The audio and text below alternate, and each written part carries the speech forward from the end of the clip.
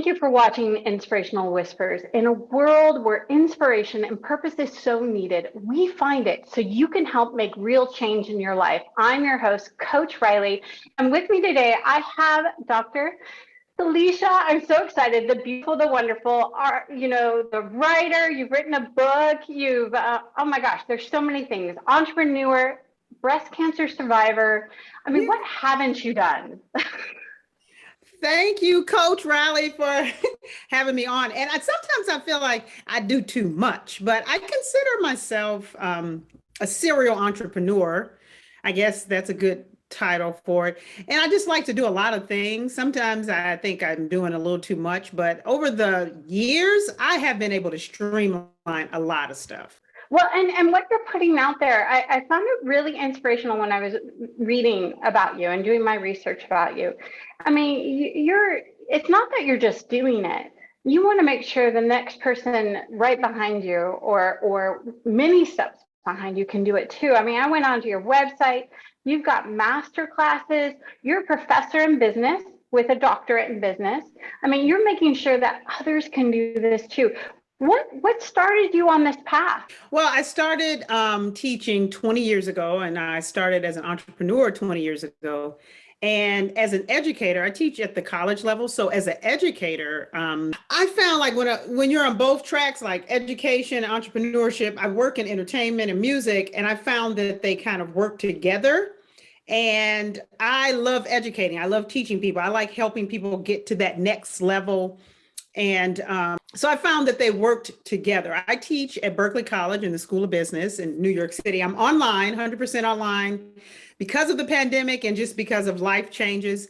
And I noticed that my real world experience actually filtered over into the classroom because when I was going to college, like you had a lot of, and no shade, but you had a lot of professors that they left corporate America or they were straight academic and then they couldn't bring in that real world perspective. So, my students appreciate me being able to talk about, oh, okay, like the first tour I went on was R. Kelly, even though that's a whole different, nightmare. Or, I know Kanye West, or like I've worked with so many different people in the music industry because part of what I do is manage Selena Johnson, who's an R&B Grammy-nominated singer, songwriter, actress, talk show host, and my sister. So I've worked in so many different capacities. It all kind of spilled over in the classroom, and then the education piece and the business background helps the entertainment piece. And so it's just, they work together. It's getting a little tiring. So my classes are going to have to be reduced because online teaching is not what you think. No. But I am able to inspire people. I'm able to inspire my students.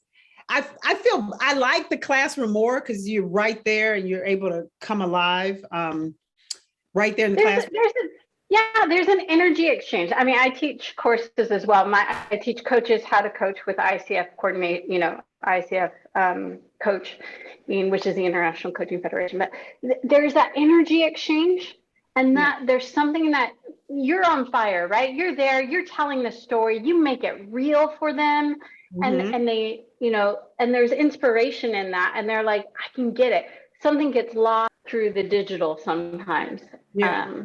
I think Zoom helps, right? So Zoom or any kind of virtual meeting space, because we had to do it with the pandemic. So I have been able to kind of do, we have to do a live synchronous class once a week. And then like you said, I have my own master classes and teach like that. So, I mean, I could turn up and be fired up on any platform, but am I reaching the people? You know what I'm saying? On the other side. So that's my channel. Absolutely. Yeah. I mean, not to the same level, but I do know. So when you drive every day, when you're getting up in the morning, what inspires you? What says this is going to be my awesome day? What's your inspiration? Okay, coach. Here's my new addiction. Okay, so I'm trying to get up earlier. I usually get up around 7 a.m. And I'm just totally obsessed with the stock market. And that's my little side fun passion. So I'm up pre-market. And I hate, what inspires me is making money in the morning. I know this is probably terrible, but I do get up and I'm on this market. Like I'm looking at this market. And I think the pandemic kind of created this part of me too, because when you were hustling, bustling, moving around, and I was in New York, moving, you look at your accounts and going about your business. But the pandemic said, hey, everybody, sit down and focus on your whole life. So what inspires me in the morning is I'm up, I'm checking the stock market, I'm doing a lot of research around that. Then I go, I make sure I work out. That's important to me. So it's like money, then fitness, then I don't know if that's normal, but Oh, no, I do think money can be an inspiration because money is freedom, right? Mm-hmm. When you have I talk about that in my money, book. I talk about that in my book. Yeah. So, let's talk about your book, because you wrote the book. Your second book, as I recall, is The Resilience Factor. And you're talking about resilience. And, I think, especially during the pandemic, that was something needed. Yeah. And so tell us a little bit about that and what inspired the book. I'll just shamelessly pull it up. Okay. I talk about that. Okay, so I finished the book in the pandemic. I have a whole chapter. I just want to get the title right, the section. The chapter is called More Money, No Problems. And we hear this saying like money is the root of all evil. It's really not. It's what you said. Money is freedom and how we use it, right? And the reason why I kind of focus that, I talk about, the book is called The Resilience Factor. So I talk about financial resilience. And when I I suffered a stillbirth in 2013, and I lost my daughter. I was 27 and a half weeks pregnant, and I had to go on disability from teaching. And it clicked to me at that moment, like disability pay is way different than regular pay. Okay. Yeah. However, had I not been an entrepreneur and still able to, book things and cut deals. And I do a lot of coaching for people as well. I had a lot of brand clients that I work with. Had I not had entrepreneurial money coming in, I would have been finished because I had to go out. Although my daughter passed away, I still had to go off of work, like a real pregnancy, and then the postpartum, and then depression. So I talk about how being an entrepreneur literally saved me financially. And I've been all over the place. Like I've had high credit scores, low credit. I've been up and down. I've filed bankruptcy. I've had repossessions. I've gone through it all financially. But and maybe that's why I'm inspired by stocks and investing right now. But during that time, that was a big shift for me, understanding, wow, entrepreneurship. A lot of people just have that 9 to 5. And what happens when you got to go out on, disability or you lose your job? And so I talk about, no, more money equals no problems, because I could pay those health bills. I could pay all of the, those bills, those medical bills that came in. And so that was important for me to talk about that in the book. Absolutely. Again, one of the things I came across, and you said, somebody asked you, do you think everybody should be an entrepreneur? And you said no, but you did answer with, everybody should have multiple streams of income. Could you expand on that a little bit for me? Yes, that's good. Oh, you really do your research. Okay.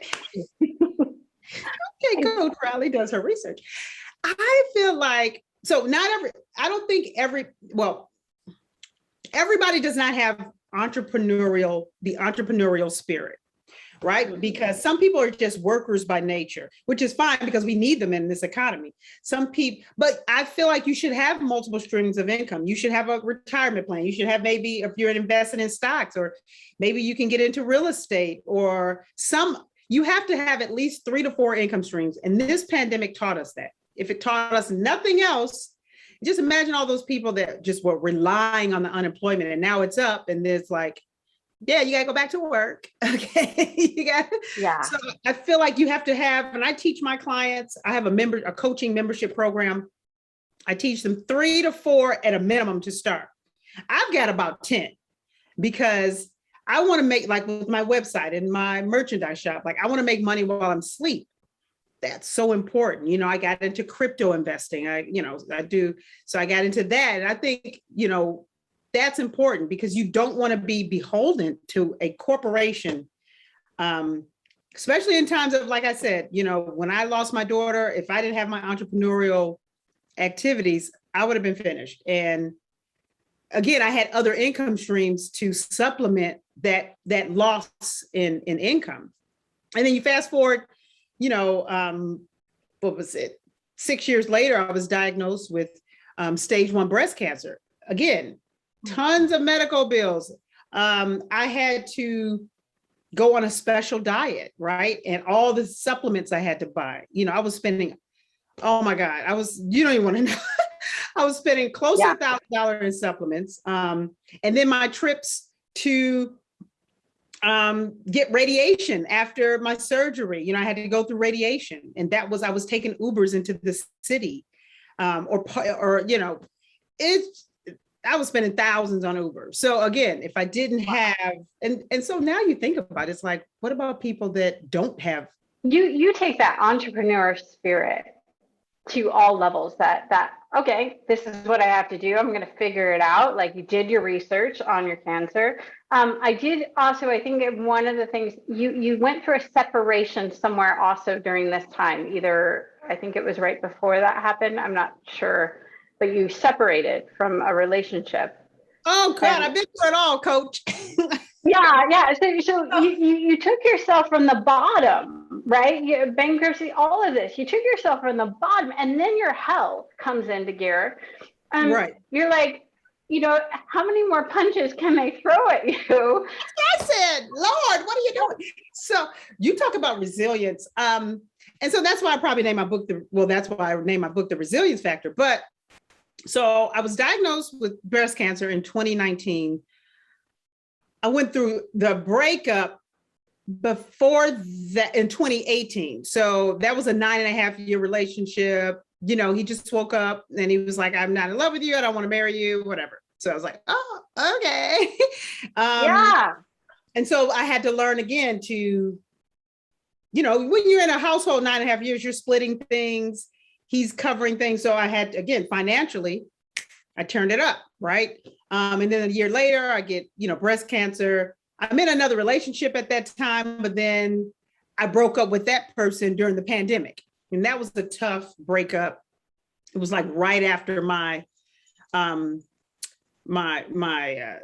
after I finished, what is that? Oh, radiation. Yeah, a couple of months after that. And then right at the start of the pandemic. Which I kind of knew that was going to go downhill, that relationship. So I had 2 breakups in a 10-year period. I knew that was going to go downhill because it wasn't right. It wasn't right. So, yeah, I've gone through a lot. So relationship loss, I talk about loss, you know, and life in this book, and overcoming and facing adversity like, you know, a superhero, because you're gonna go. I mean, we're superheroes. So what inspired that superhero-ness? I mean, one day did you just go, I cannot be depressed in bed today. I have to do something. What happened? Okay.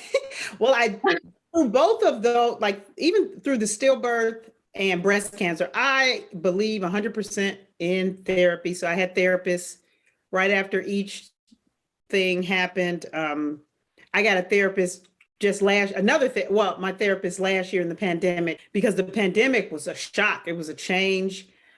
Just the transition. It was a scary moment, but I got a therapist. So I went through therapy. I kind of poured myself into health and wellness. You know, I talk about this in the book. After the stillbirth, like I kind of gained a lot of weight. So I ended up trying to, you know, kind of just getting into health and wellness, fitness, health, wellness. I lost 70 pounds. Now I gained 20 something of it back, but that's a whole different, but it'll be gone. 50 pounds down, still better. Right. So I kind of got into that because again, the research, you know, working out, health, wellness, I had to get out of the depression. It does increase your endorphins. It boosts your mood. And then I've got parents, my dad is very resilient. He's a blues and soul singer, from the 60s and 70s. I got a resilient family. My father's always suing people that take his music. My mom, I just come from fighters and bouncing back type of family. So I think that plays a role in it. You know what I mean? Yeah. I just don't want to be depressed. I talk about that in the book, how when I went home after losing the baby, like my doctor gave me Xanax and was like, "Back girl." I'm like, "Oh, so you want me to be hooked on Xanax?" And I tried them for a while, but I was like, it makes me go to sleep. And I was like, I don't want to be addicted. Like, this is stupid. So I'm like, I'm not going to do it. This is what you're telling me to do to get better. So what would you tell people? Like, okay, so the pandemic, it hit us all hard, right? Yeah. And you especially, you'd already been going through heaps of stuff. And some doctors are doing this still, even now. I mean, because they don't know. I mean, it's how their industry is run. Yeah. And so when a woman or even a man is faced with these kind of challenges and they've been hit, lost their job, faced with bankruptcy, the state pay just ended, all this stuff is happening. What would you give them advice? I mean, what can get them stirred to keep going? Find that other way of making money, whether it's entrepreneurship or another stream. What advice would be out there for them? That's a great question. Well, first, I do believe in God, so I'm a Christian, so I tap into my faith.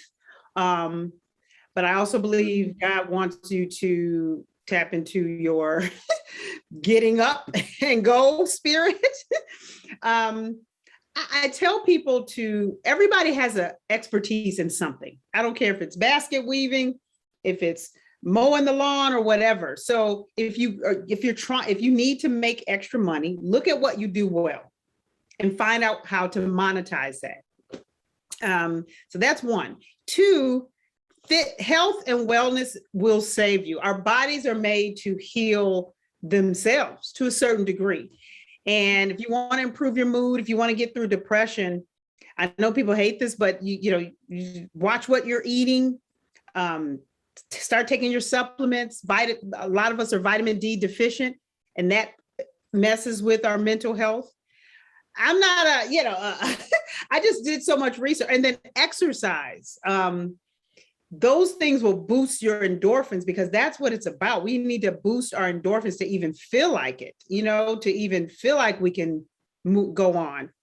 Health and wellness is going to save you. I know it sounds probably people like, "Oh, girl, I don't want to do that. That's work." Make the choice. And I think what I'm hearing with all of this is make the choice to do something about it. That's that resilience piece from your book that you talk about. Make the choice. Don't let the world just keep, excuse my language, hitting on you. Don't let them, keep dumping, keep hitting you. Make a choice to do something about it. But you know what, Coach Rileagh, you got to make the choice. But here's what I noticed with a lot of people, your circle. So a lot of people just hang with depressed people, hang with people that aren't on anything or that aren't doing anything. So that's a realization too. When you wake up, like, okay, who's around me? Who are my friends and family? Are they always complaining? Are we all depressed together? Are we all drinking and doing crazy stuff together? So that's a big key. I make sure I have a circle that's like high energy, that's positive. You got to surround yourself. And that's the tough part. You have to surround yourself with good people. Which was really tough during the pandemic, but it was doable. Yeah. I mean, I saw pop-ups everywhere of like meetup Zoom meetings of, there are ways to do that. Oh, yeah. My friend, one of my closest friends found her a man during the pandemic on an online dating, and they moved in together. So there was some stories of, overcoming during the pandemic. Yeah.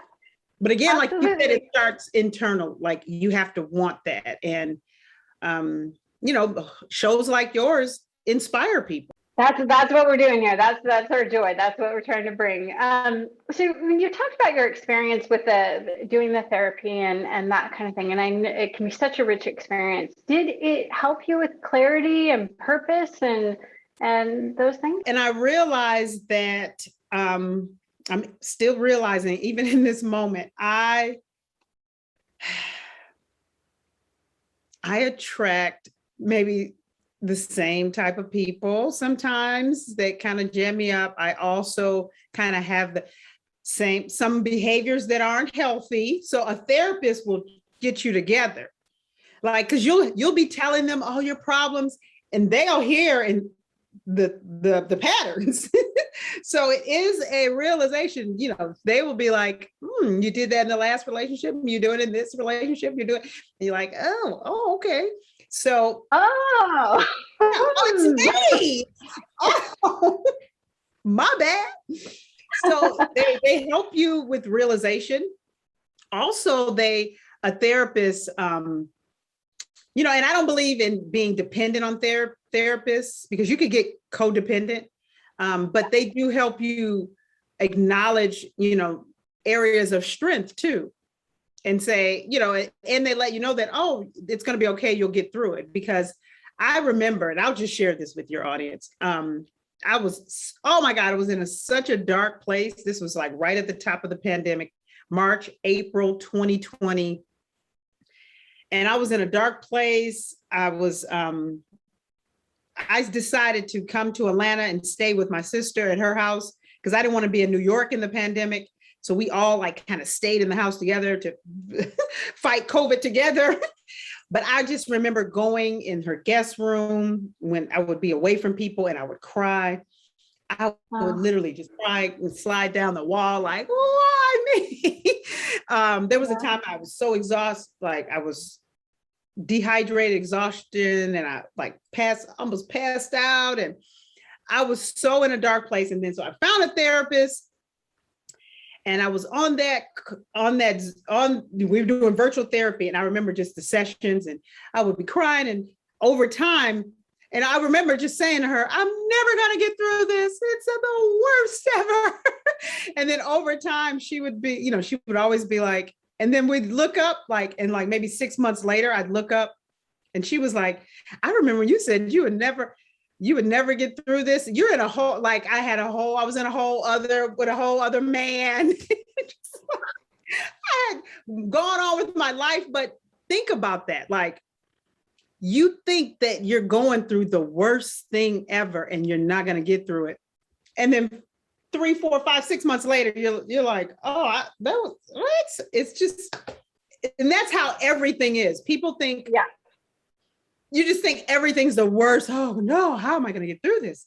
And then a couple of months later, you're just like, oh, wow. And she's like, whole new person. A whole new person.